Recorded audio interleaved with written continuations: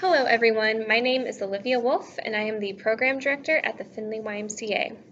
Today we will be doing an activity where I read this book called Elmer's Colors. And after we finish the book, we will make our very own Elmer craft together. But first we're going to read the book called Elmer's Colors. And we have our friend Elmer here to listen with us. So, this is black, purple, blue, green, yellow, orange, red, pink, and white.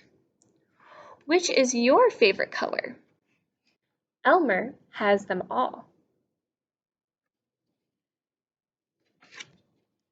White is a snowman.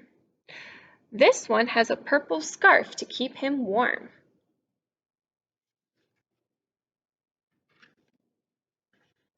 Orange is an orange.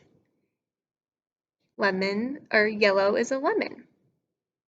Don't drop them, Elmer.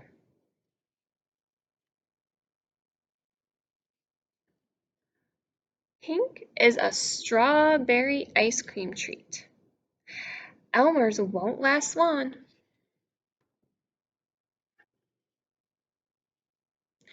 Green is the grass. Blue is the sky. Run, Elmer, run!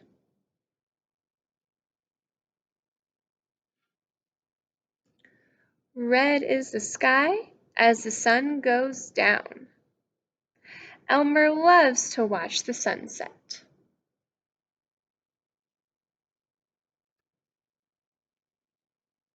Black is the nighttime sky. Elmer is asleep.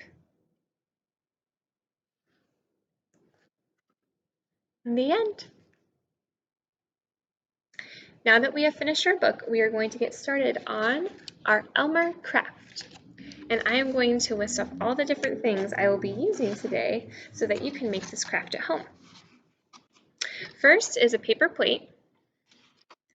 I have a marker and a pen, but you could also just use like a pencil if you would like.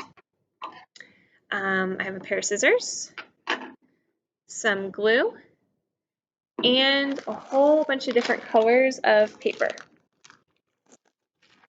I have these already pre-cut into squares, but if you want to cut them out before you get started with the paper plate portion, you can do that as well.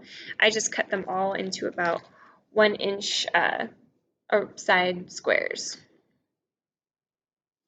So the first thing we're going to do is we need to have our paper plate cut into this shape.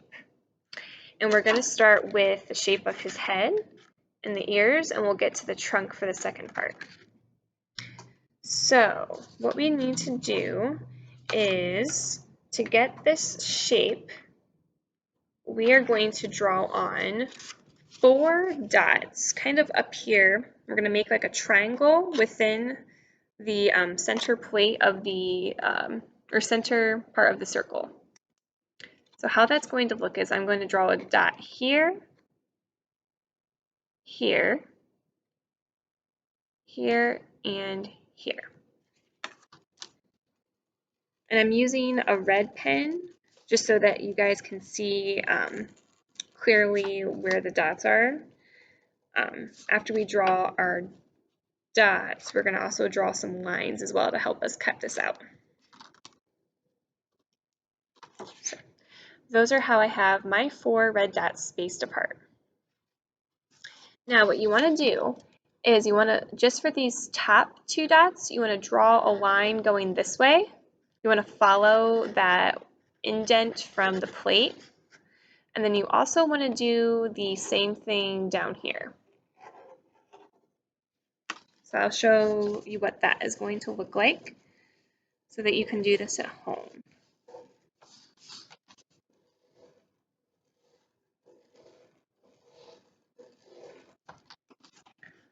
Just like so. Then once you have those lines in there and your dots drawn, the next thing you're going to do is draw a line going from the dot to the end of the plate. And what I'm going to do with mine is just follow the dot that goes like right above, or follow the line that goes right above the dot, and draw my line that way. Kind of use these ridges in the plate to make my line.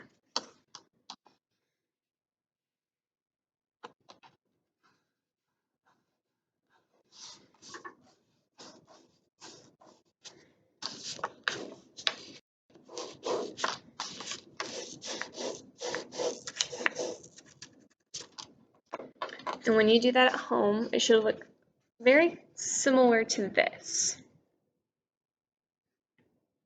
Now, once you have that all drawn on, what you're going to do is you're going to take your scissors and you want to cut out the chunks on the top and the bottom.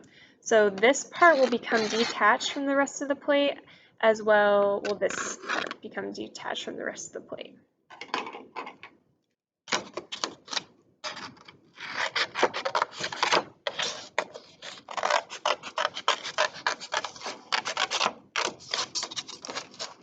Now, once you cut out these parts, you want to save one of them.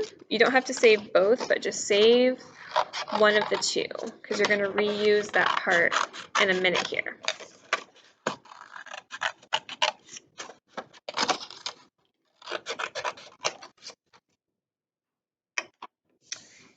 And if you did your dots and lines with the directions, your plate should look something like this, which looks very similar to the elephant head for this guy.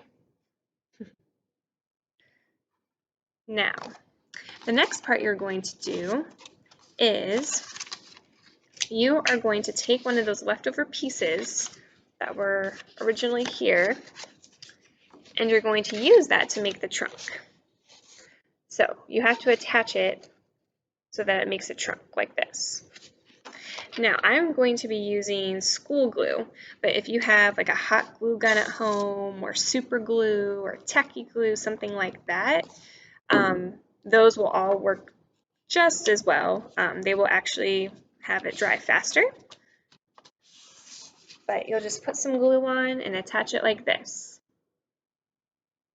And I did the side where you can kind of see my lines from where I drew the red line, so I did it on the opposite side so that you can't see my lines anymore.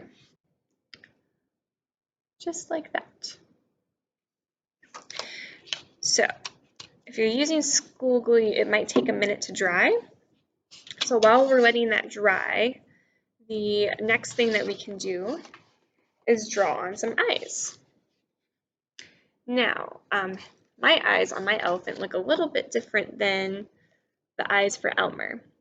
So this next part, you can do them really however you would like. They don't have to be like mine. You can just draw a circle with a dot in the middle so they look like Elmer's eyes, or you can do this. If you want them to look like mine, all I did was I drew a circle like that, and then I take the marker and I make an almond shaped eye coming down like this from about the middle, and I just make it really curved. And then once I have that line there, I color it in.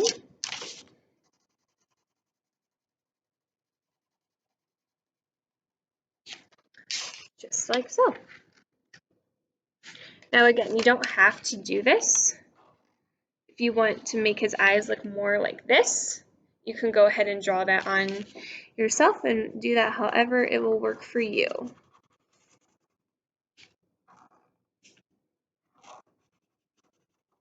But I kind of liked these eyes a little bit for him, a little bit more. So, all right, once you have your eyes all done and all colored in, and your nose is dried on from the glue, really the next part you're going to do, if you haven't done it already, is cut up all your different squares. So I have some paper that's tissue paper, but then I also have some other colors that are construction paper. You really can use whatever you have at home. If you don't have either tissue paper or construction paper that's colored, you could also just take some white paper and color it with markers or crayons or colored pencils, whatever you have at home. Color it in each color that you want him to be, and then cut those up as well and use it that way. But really all I'm doing is putting on little thin layers of glue, and I just add a sheet of paper, and then I keep alternating my colors so that I have a different color next to each other as much as possible. Depending on how big you cut your squares, that might be a little bit difficult to do, but if you cut them around the 1-inch size, you should be able to get a different color each time so that none of the same colors are ever touching.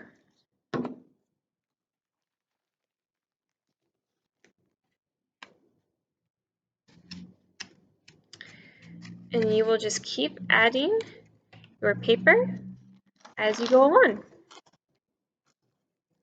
I'll add a few more and then show you something else that you can add to your elephant as well for one last touch.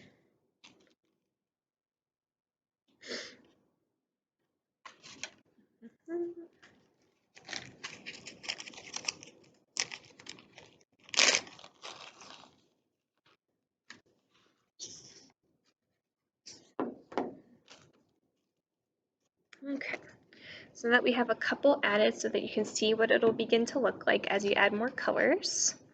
The last step that you can do is maybe instead of making this into just like a craft that'll sit somewhere on the table, you can make it into a mask.